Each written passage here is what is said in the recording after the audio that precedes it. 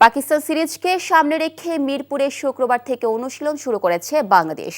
দীর্ঘদিন পর ওয়ানডেতে মানিয়ে নেওয়াটা চ্যালেঞ্জের বিষয় হলেও পাকিস্তানের বিপক্ষে সিরিজ জয় ছাড়া যে কোনো ফলাফলই হতাশার হবে বলে মনে করেন সাবেক অধিনায়ক মিনহাজুল আবেদিন নান্নু। এছাড়া অভিজ্ঞতার কারণে নির্বাচকরা লিটনকে দলে ফিরিয়েছেন বলে জানিয়েছেন ক্রিকেট পরিচালনা বিভাগের চেয়ারম্যান নাজমুল আবেদিন ফাহিম। নিলয় মজুমদারের রিপোর্ট। লম্বা একটা সময় পর ওয়ানডে ফরম্যাটে ফিরতে যাচ্ছে বাংলাদেশ।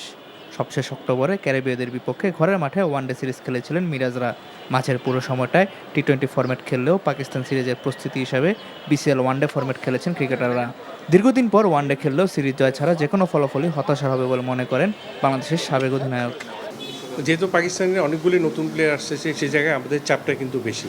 এই জায়গায় কিন্তু আমাদের যদি একদম সেরাটা আমরা দিতে না পারি তাহলে কিন্তু সিরিজ জেতা মুশকিল হবে এবং আমাদের সিরিজের পয়েন্টগুলি ভেরি ভেরি ইম্পর্টেন্ট, কারণ র্যাঙ্কিংয়ে উপরে না থাকলে হয়তো কোয়ালিফাইংও খেলতে হতে পারে। তো সেই হিসাবে র্যাঙ্কিংয়ে উপরে যাওয়ার জন্য এই সিরিজটা ভেরি ইম্পর্টেন্ট এবং পাকিস্তান যেহেতু নতুন প্লেয়ার নিয়ে আসছে, পাকিস্তানের জন্য কিন্তু একটা বিরাট চ্যালেঞ্জ আছে এবং নতুন খেলোয়াড়রাও ওরাও চেষ্টা করবে ওদের সেরাটা দেওয়ার জন্য এবং যাতে স্ট্যাবলিশ। আফিফ ঘরোয়া ক্রিকেটের রানের দেখা পেলেও শেষ 10 ওয়ানডে ইনিংসের মাত্র একটিতে অর্ধশতকের দেখা পেয়েছেন লিটন।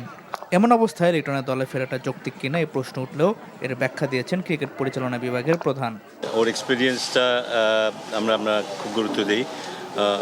আমরা আশা করি যে খুব ভালো খেলবে।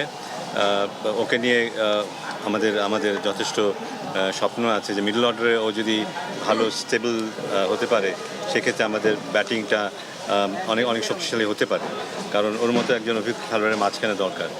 ওয়ানডে সিরিজের প্রস্তুতির অংশ হিসাবে শনিবার আকবর আলীর নেতৃত্বাধীন বিসিএল অল স্টার্সের বিপক্ষে খেলবেন মিরাজরা।